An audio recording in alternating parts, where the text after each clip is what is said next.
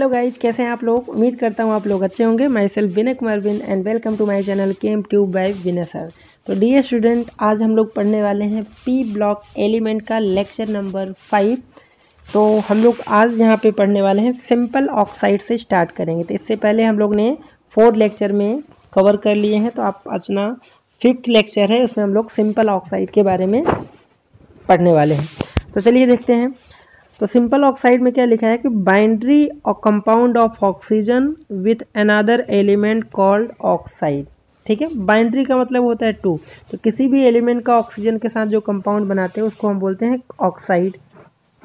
ठीक है, तो आगे क्या दिया है, as already stated oxygen react with most of element of periodic table in to form oxide. ठीक है, in many case one element form 2 or more oxide.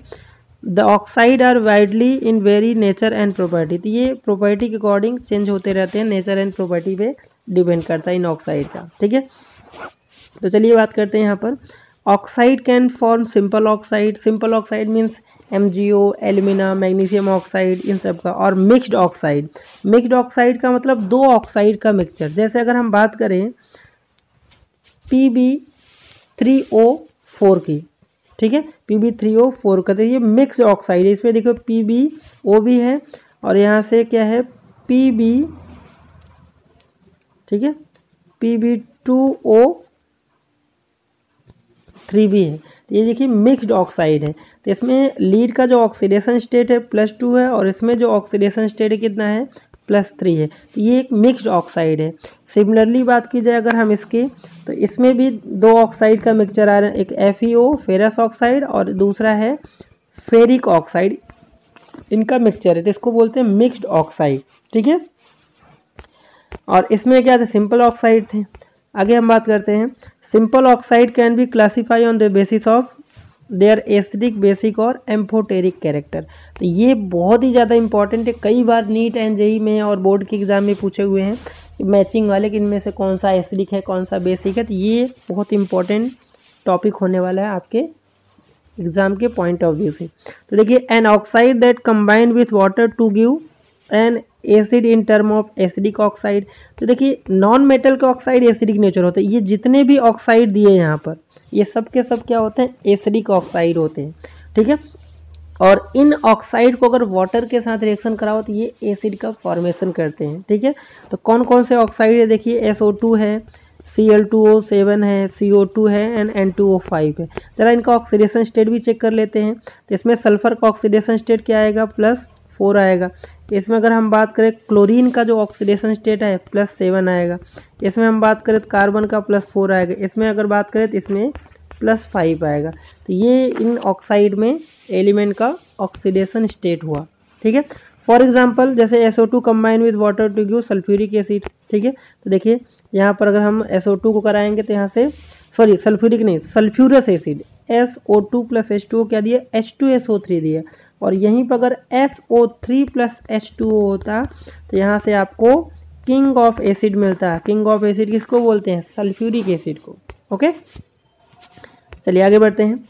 In general rule only non metal oxide are acidic, सबको पता है, but oxide of some metal in high oxidation state also have acidic character. ठीक है, for example जैसे manganese का dioxide, chromium trioxide, vanadium pentaoxide, these are also in acidic nature. Okay, next oxide which give base with water known as basic oxide. तो metal के oxide, देखिए ये सभी metal के ऑक्साइड है। तो मेटल के ऑक्साइड क्या होते हैं, बेसिक नेचर होते हैं। फॉर एग्जांपल अब हम किसी भी मेटल के ऑक्साइड को वाटर से कराएंगे तो वहाँ से बेस फॉर्म होगा। फॉर एग्जांपल ये इसको बोलते हैं क्विक लाइम, CO को क्विक लाइम। और क्विक लाइम को हमने अगर वाटर से कराया तो यहाँ से स्लैग्ड लाइम का फॉर्मेशन करेगा। कैल्शियम हाइड्रोक्साइड का कॉमन नेम क्या है, स्लैग्ड लाइम। ठीक है, कॉमन नेम बहुत काम की चीज़ होते हैं, तो यहाँ पर याद रखिएगा। क्विक लाइम CaO को बोलते हो और स्लैग्ड लाइम CaOH ट्वाइस को बोलते हैं। ठीक है, तो अभी तक हमने क्या देखा कि मेटल का ऑक्साइड बेसिक नेचर, और उनको अगर मेटल के ऑक्साइड को वाटर से कराओगे तो बेस फॉर्मेशन करते हैं। और नॉन मेटल के ऑक्साइड एसिडिक नेचर, और अगर हमने वाटर के साथ कराया तो ये एसिड का फॉर्मेशन करते हैं। तो यहाँ से क्या पता चल रहा है, वाटर जो होता है एम्फोटेरिक नेचर होता है, वो एसिड से रिएक्ट कर रहा है, बेस से भी रिएक्ट कर रहा है। ओके, नेक्स्ट है यहाँ पर देखिए, in general metallic oxide are basic in nature. ठीक है, हम लोग डिस्कस किया ही। Some metallic oxide exhibit dual behaviour, dual means acidic as well as basic, they show characteristics both acidic as well as basic oxide. अब such oxide are known as amphoteric oxide. ठीक है, हमने discuss किया था amphoteric oxide क्या होते हैं, जो एसिड बेस दोनों से रिएक्ट करते हैं। तो they react with acid as well as alkali. For example, ठीक है, alumina Al2O3 react with acid as well as base. तो एल्यूमिना के अलावा एक और एग्जांपल है जिंक ऑक्साइड, इनको भी ये बहुत कॉमन से एम्फोटेरिक ऑक्साइड होते हैं, तो इनको आप याद रखिए दोनों को। तो यहाँ पर रिएक्शन देख लेते हैं। एल्यूमिना, ठीक है, अगर हमने एसिड के साथ HCl के साथ कराया इन एक्वस मीडियम वाटर के साथ, तो यहाँ से ये एक कंपाउंड बना रहा है और प्लस यहाँ से क्लोराइड आयन निकल रहा है। और अगर हमने बेस के साथ कराया तो यहाँ से एक कंपाउंड बना रहा है। ठीक है, ओके, इसका नाम, इस कॉम्प्लेक्स कंपाउंड का नाम क्या है, तो ये भी डिस्कस कर लेते हैं। इसका नाम क्या होगा, हेक्सा एक्वा एल्युमिनियम थर्ड। और यहाँ पर ये जो बना है इस कंपाउंड क्या नाम होगा, sodium hexa aqua aluminate third.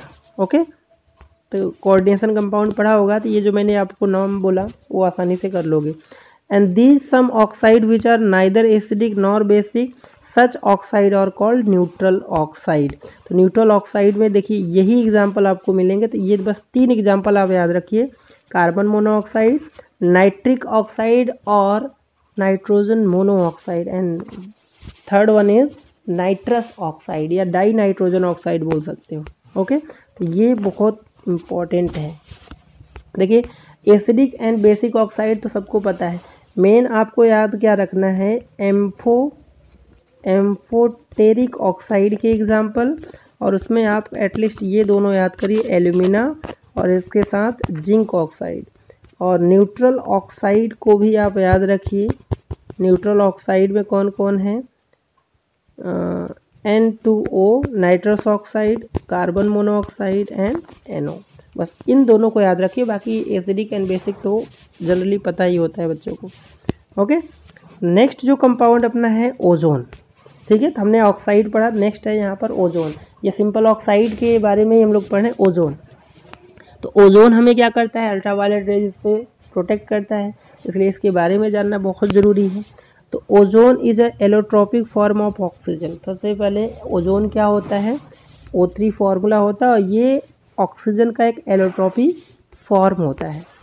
It is too reactive to remain for long in atmosphere at sea level.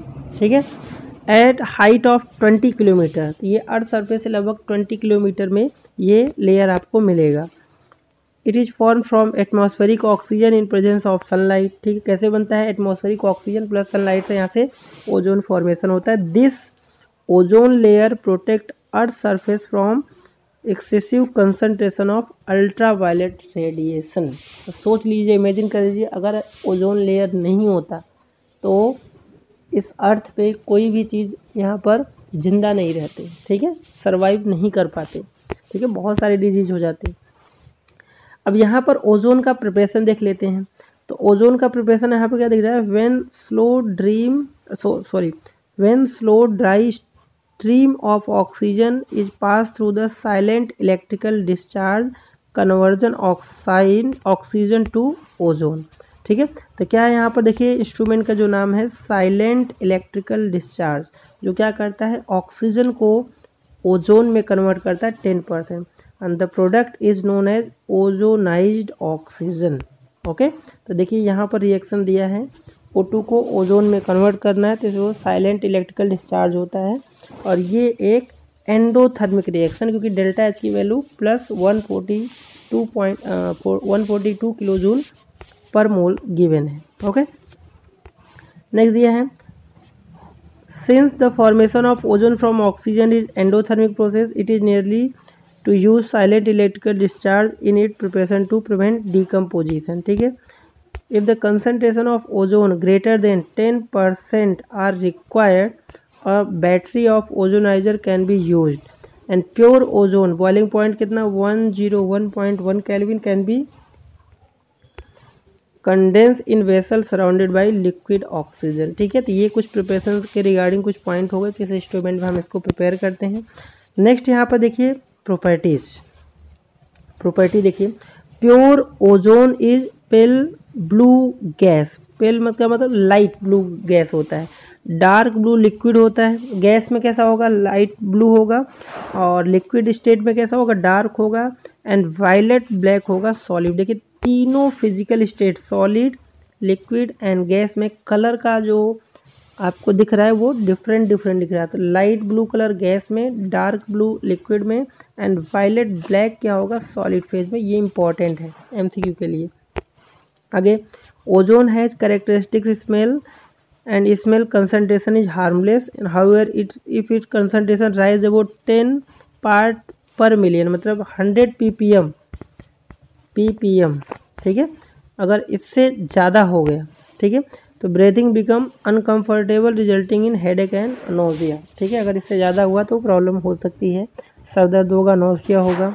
ठीक है, आगे दिया है ozone is thermodynamically unstable with respect to oxygen since it decompose into oxygen result in liberation of heat, delta H negative, that means exothermic reaction, and increase the entropy, delta S entropy क्या होगा, increase हो जाएगा। These two effect reinforce each other resulting in large negative gives energy change conversion to its oxygen। ठीक है, it is not really surprising their high concentration of ozone can dangerous explosive। ठीक है, आगे दिया है due to ease of with which it liberate atom nascent oxygen। nascent oxygen मतलब single oxygen atom को nascent oxygen बोल। देखिए यहाँ पे दिख रहा है ओजोन जो होगा वो डिकम्पोज हो जाएगा O2 प्लस सिंगल ऑक्सीजन, इसी को बोलते हैं nascent ऑक्सीजन। ठीक है, और वो nascent oxygen act as powerful oxidising agent की तरह काम करता है। ठीक है, फॉर एग्जांपल देखिए, it oxidise lead sulphide to lead sulphate, iodine to iodide to iodine. देखिए रिएक्शन यहाँ से देखिए, पीबीएस को ओजोन क्या कर रहा है, O2 में कन्वर्ट कर दे रहा है। ठीक है, और लीड सल्फाइड को लीड सल्फेट में, एंड आयोडाइड को आयोडीन में कन्वर्ट कर दे रहा है। तो डायरेक्ट आपसे बन सकता है एमसीक्यू कि ओजोन लीड सल्फाइड को किस में कन्वर्ट कर रहा है, PbSO4 में। अगर ऑक्सीडेशन स्टेट की बात करें तो यहाँ पर देखिए +2 आ रहा है, और यहाँ पे क्या हो रहा है देखिए, अगर हम इसके ऑक्सीडेशन स्टेट निकालें तो यहाँ पर क्या आ रहा है, लीड का जो आएगा वो 6 आ जाएगा। ठीक है, तो यहाँ पर ऑक्सीडेशन हो रहा है। ठीक है, when ozone react with excess of potassium iodide solution buffered with borate buffer। ठीक है, pH कितना 9.2 है, iodine is liberated which can be titrated against standard solution of sodium thiosulfate। this is quantitative method of estimation of ozone gas। Okay, next यहाँ पे क्या दिया है, experiment have shown that nitrogen oxide, particularly nitrogen monoxide, combined repeatedly with ozone। ठीक है, there is thus the possibility that nitrogen oxide emitted from third system of, ठीक है, supersonic jet airplane might slow depletion of concentration of ozone layer in upper atmosphere। ठीक है, तो supersonic जो क्या करते हैं वो ओजोन को डिप्लेट करते हैं। ठीक है, तो यहाँ पे देखिए इर्जा सिस्टम में यूज होता है, तो ozone layer is upper atmosphere. देखिए NO क्या करता है, ओजोन से रिएक्ट करके यहाँ से NO2 और O2 बना देता है। तो जो सुपरसोनिक जेट होता है उसमें नाइट्रिक ऑक्साइड यूज होता है, जो ओजोन को क्या करते हैं, डिप्लेट करके NO2 और O2 में कन्वर्ट करते हैं। Another threat to this ozone layer is probably posted by use of freons which is used in aerosol spray and refrigerant। तो एरोसोल स्प्रे एंड रेफ्रिजरेंट में भी फ्रियॉन्स होता है जो ओजोन लेयर को डिप्लेट करता है। और इसके देखिए आपसे पूछ सकता है कि ओजोन में कितने लोन पेयर होते हैं। तो देखिए यहाँ पर 3 लोन पेयर इधर हैं और 1 लोन पेयर यहाँ पर और 2 लोन पेयर यहाँ। टोटल कितने लोन पेयर हुए, 6 लोन पेयर हुए। और लोन पेयर इलेक्ट्रॉन पूछे 12 लोन पेयर इलेक्ट्रॉन होंगे। ओके, देखिए यहाँ पर 2 oxygen bond length is ozone molecule is identical 128 picometre. Molecule is angular except with bond angle कितना होता है 117 होता है। It's resonance structure hybrid 2 main form, यहाँ पे 2 फॉर्म आपको दिख रहे हैं। चलिए यूजेस देख लेते हैं। It is used as germicide, disinfectant and sterilizing water. Germicide मतलब बैक्टीरिया इसको किल करने के लिए, डिसइंफेक्टेंट मतलब वाटर में जर्म को किल करने के लिए, स्टेरिलाइजिंग वाटर को। It is also use in bleaching oil, ठीक है, ओवरी, फ्लोर, स्टार्च, ये सबको ब्लीच करने के लिए यूज होते हैं। It is act as powerful oxidising agent, manufacture of potassium permanganate में भी इसको हम यूज करते हैं, ठीक है। तो यहाँ लिखा why does ozone act a powerful oxidising agent, क्योंकि ये ऑक्सीडाइज करते हैं। लीड सल्फाइड को लीड सल्फेट में, आयोडाइड को आयोडीन में कन्वर्ट करता है। How ozone is estimated quantitatively, ठीक है। तो क्वान्टिटिवली कैसे हम क्या करते। तो नेक्स्ट अपना जो टॉपिक है सल्फर एलोट्रॉपिक फॉर्म, ठीक है। तो यहाँ क्या लिखा है, sulphur form numerous allotrope of which of yellow rhombic जिसको अल्फा सल्फर बोलते हैं, मोनोक्लिनिक जिसको बीटा सल्फर बोलते हैं, form are the most important allotropes of sulphur. Then stable form at room temperature is rhombic sulphur which is transfer to monoclinic sulphur when heated above 369 kelvin. तो यहाँ से क्या दिया है, सबसे पहले सल्फर के 2 एलोट्रॉपिक फॉर्म होते हैं, एलोरोम्बिक जिसको अल्फा सल्फर बोलते हैं, मोनोक्लिनिक जिसको बीटा सल्फर बोलते हैं। और इनमें से ये जो रोम्बिक सल्फर है वो रूम टेम्परेचर पे स्टेबल होता है। और रोम्बिक सल्फर को, ठीक है, अगर हमने एबो, ठीक है, अबो 369 केल्विन पे हीट करोगे तो यहाँ से मोनोक्लिनिक सल्फर ऑब्टेन होगा, ठीक है। तो ये पॉइंट हुआ है यहाँ पर।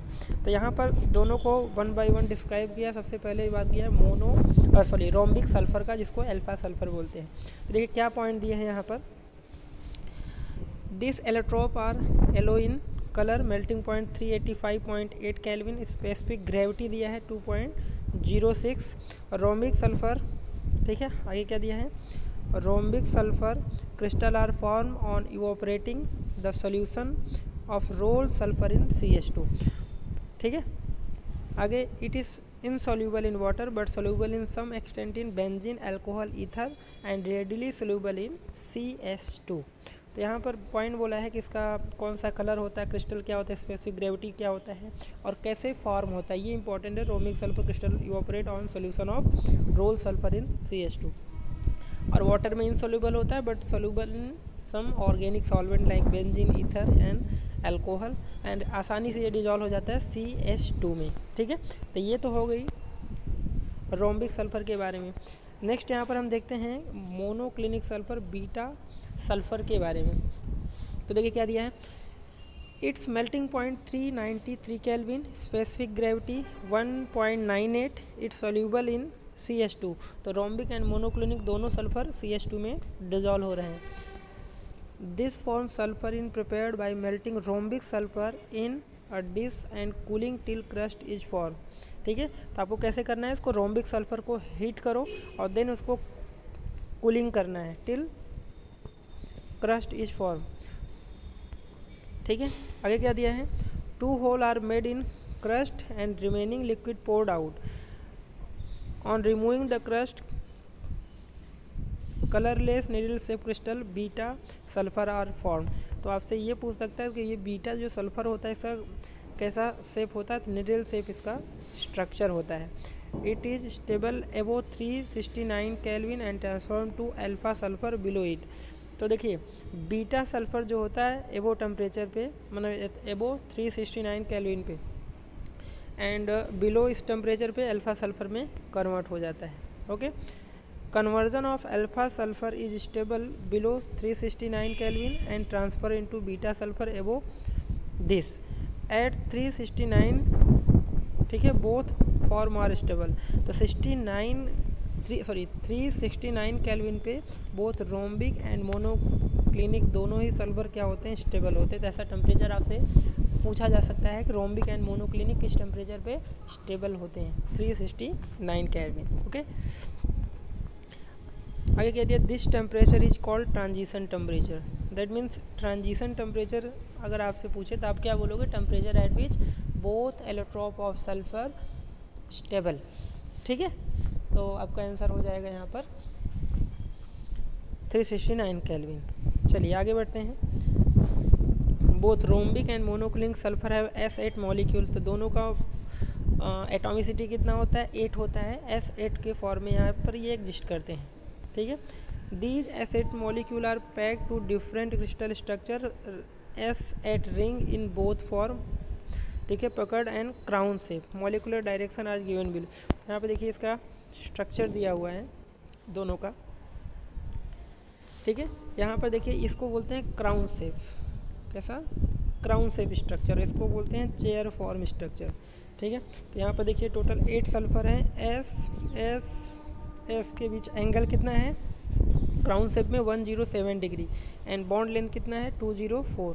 और यहाँ पे देखिए जो एस का एंगल है चेयर फॉर्म में वो कम है 102.2 डिग्री एंड बॉन्ड लेंथ क्या है देखिए ज़्यादा है, तो इसका बॉन्ड एंगल ज़्यादा है इससे और इसका बॉन्ड लेंथ ज़्यादा है चेयर शेप का क्राउन शेप से। ओके, चलिए कुछ पॉइंट यहाँ पर दिया है। Several other notification sulphur containing 6 to 20 sulphur atom, ठीक है, पर रिंग। तो यहाँ पे देखिए sulphur containing 6 to 20 sulphur atom per ring have been synthesized in a last 2 decade. Cyclo, ठीक है, यहाँ पे देखिए जो पॉइंट लिखा है in cyclo S6 the ring adopt the chair form and molecule dimension are shown. तो देखिए यहाँ पर ये जो चेयर फॉर्म है टोटल कितने सल्फर है 1 2 3 4 5 6। तो S6 जो होता है चेयर फॉर्म में एग्जिस्ट करता है, S8 जो होता है वो क्राउन शेप में एग्जिस्ट करता है, ठीक है। एट एलिवेटेड टेम्परेचर अप्रोक्स कितना 1000 kelvin H2 is dominant species in paramagnetic nature. तो देखिए H2 and O2 both are paramagnetic nature, ये कई बार नीट में पूछा हुआ क्वेश्चन है O2 के बारे में, तो यहाँ से ध्यान रखिए H2 and O2 both are paramagnetic in nature. Okay, तो यहाँ पर देखिए क्वेश्चन दिया है which form of sulphur show paramagnetic behaviour, ठीक है। तभी हमने देखा H2 जो फॉर्म होता है पैरामैग्नेटिक बिहेवियर शो करता है। तो यहाँ पे आंसर क्या लिखा है, in vapour state sulphur partially exist S2 molecule which has 2 unpaired electron in anti bonding electron like O2 hence exhibit paramagnetic nature. तो O2 and S2 both are paramagnetic nature due to presence of 2 unpaired electron in anti bonding orbitals. Okay.